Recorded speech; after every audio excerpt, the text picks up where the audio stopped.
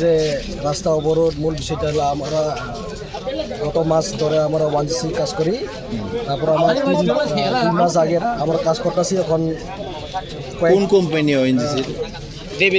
দেবী কোম্পানির আমরা কাজ করে এখনও আমরা টাকাটা পাইতেছি না। তাহলে আমরা এখানে অবরোধ করতে লাগতেছি। তারপর আমরা সব তো আমরা দিন মজুরি কাজ করে খাই। তারপরে আমরা যে দিন মজুরি এখন এত কাজ করে আপনার কোম্পানিরা সব বাগের দিয়েছে। আমি এখানে আমি যে আমার ব্যক্তিগত আমি ইন্টারভিউটা দিতে চাইছি। আমি এজ এ ডিগ্রি করে আমি এই কাজটা করতেছি। এখন আমার ডিগ্রিটা কি মূল্য? আমি এজ এ বিএড MA পড়ে এখন আমার সব কমপ্লিট হইতেছে। এখন আমি এই কাজটা করতে লাগতেছি। এই কাজটা সরকার কেন বুঝতে চাইছে? করতে গিয়েও পয়সা পাইতেছেন না? পয়সা পাইতেছে না। আচ্ছা, গত কিছুদিন আগেও তো এখানে সেই একই অবস্থা, পয়সার জন্য বা শ্রমিকের পারিশ্রমিকের জন্য রাস্তা রুখো হয়েছিল। তো তখন কি আশ্বাস পেয়েছিলেন আপনারা? আশ্বাসটা পেয়েছি যে তারা ডেটটা দিয়েছে,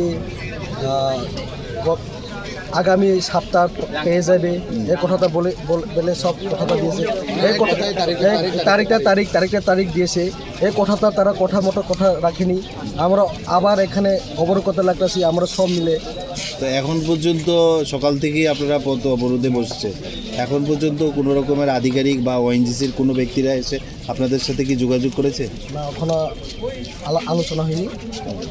যতক্ষণ পর্যন্ত আলোচনা না হয় ততক্ষণ পর্যন্ত আমরা এখানে থাকবো। খানা ছাড়া এখানে থাকবো। ঠিক আছে, ধন্যবাদ। আপনি এই এলাকায় দীর্ঘদিনের বাসিন্দা এবং নেতৃত্ব দিচ্ছেন, কি বলবেন এই বিষয়ে? অ্যাকচুয়ালি ঘটনা হয়েছে নিশ্চয় একটা সত্য ঘটনা হয়েছে কি ওই ডিইসি একটা সাব কন্ট্রাক্টর ওএনজিসি ওনারা এখানে হিসাবে এসেছিলেন, কিন্তু একটু বোঝাবুঝি হয়েছিল। ওখানে ফাইন্যান্সিয়াল 21 দিনের বেতন ওনাদের পেন্ডিং ছিল। তো পেন্ডিং নিয়ে এই জন্য ওনারা অবরোধ করছেন। সেটা চলছে। আমরা ডিইসির যে ম্যানেজিং ডাইরেক্টর ওনাকে আমরা তলব করেছি। উনিও কাছে এসে গেছেন। তো উনি আসার সঙ্গে সঙ্গে আমরা ওনাকে নিয়ে বসে ইনস্ট্যান্ট এটা 10-15 মিনিটের মধ্যে আমরা শেষ করার চেষ্টা করছি। আশা করি কিছুক্ষণের মধ্যে আমরা রাস্তাটা রিলিজ করে দেবো।